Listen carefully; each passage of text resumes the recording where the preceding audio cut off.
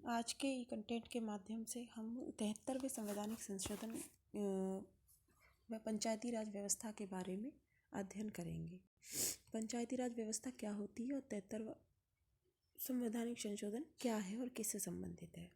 स्वतंत्रता के बाद जब लोकतांत्रिक समाजवादी समाज की स्थापना का जब मान्यता दी गई थी, संविधान की प्रस्तावना के अंतर्गत संपूर्ण प्रभुत्व संपूर्ण लोकतांत्रिक समाजवादी राज्य होगा भारत देश, जहाँ यह पूरी तरीके से सिद्ध कर दिया गया था कि भारत में निजी अर्थव्यवस्था के स्थान पर समाजवादी अर्थव्यवस्था का प्रारूप अपनाया जाएगा, जहाँ सभी को जीवन का अधिकार, समान अधिकार दिए जाएंगे।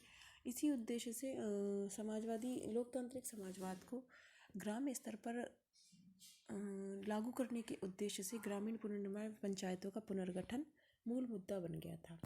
इसी संदर्भ में गांधी जी ने भी एक कथन दिया था कि स्वतंत्रता का आरंभ धरातल से होना चाहिए, यानी कि जब हमारे देश कृषि प्रधान ग्राम प्रधान राज्य है, ग्राम प्रधान देश है, जहां गांवों की संख्या अधिक है, उस समय गांवों की संख्या अधिक थी और शहरों की कम थी। अगर हम गांवों के विकास को छोड़ देते हैं तो शहरों का विकास करके हम संपूर्ण देश का विकास नहीं कर सकते। इस संदर्भ में गांधी जी ने कहा था कि स्वतंत्रता का आरंभ धरातल से होना चाहिए, यानी जब तक ग्राम स्वतंत्र नहीं होंगे तब तक हमारे देश को पूर्णतः स्वतंत्र नहीं कहा जा सकता है। इसी को क्रियान्वित करने के उद्देश्य से संविधान की धारा या अनुच्छेद 36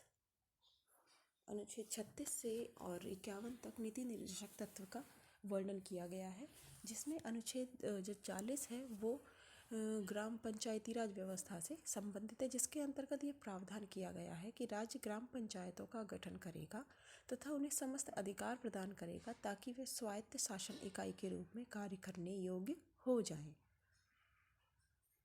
इसी क्रम में 1955-56 में बलवंत राय मेहता समिति का गठन किया गया था।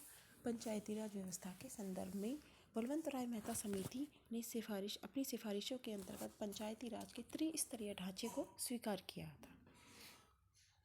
इससे पहले भी मैं आपको बता चुकी पंचायती राज व्यवस्था के अंतर्गत कि पंचायती राज व्यवस्था के लिए किन किन कमेटियों का गठन किया गया था। मेहता समिति की सिफारिश के आधार पर ही लोकतांत्रिक विकेंद्रीकरण की ऐसी योजना प्रस्तुत की गई, जिसके अंतर्गत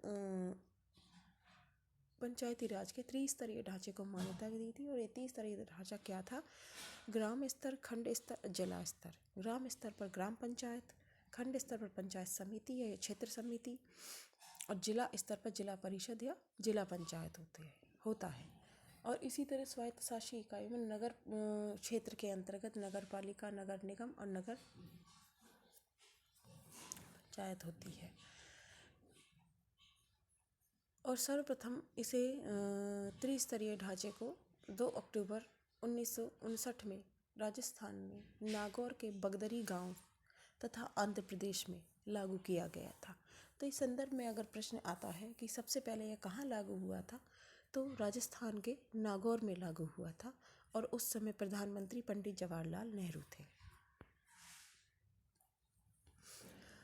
लागू होने के बाद लगभग 10 वर्षों तक यह व्यवस्था सही चलती रही, लेकिन 10 वर्षों के बाद में इसमें खामियां नज़र आने लगी, ऐसी समस्याएं उत्पन्न होने लगी और कुछ जगह कुछ ग्रामीण क्षेत्रों में तो नगर पालिका में चुनाव भी ग्राम पंचायतों के चुनाव भी समय पर संभव नहीं हो पाए थे।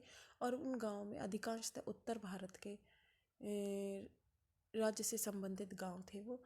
तो पंचायती राज व्यवस्था को लेकिन अब तक संवैधानिक मान्यता नहीं दी गई थी, इसलिए अब इस क्रम के अंतर्गत ही सन 1993 में 73वां संवैधानिक संशोधन अधिनियम पारित किया गया, जिसके तहत पंचायती राज संस्थाओं को संवैधानिक दर्जा दिया गया, संविधान में उन्हें मान्यता दी गई। और इसी क्रम में 11वीं अनुसूची और भाग 9 जोड़ा गया और स्थानीय स्वशासन को संवैधानिक दर्जा दिया गया। इस अधिनियम के तहत पंचायतों को निम्न अधिकार प्रदान किए गए।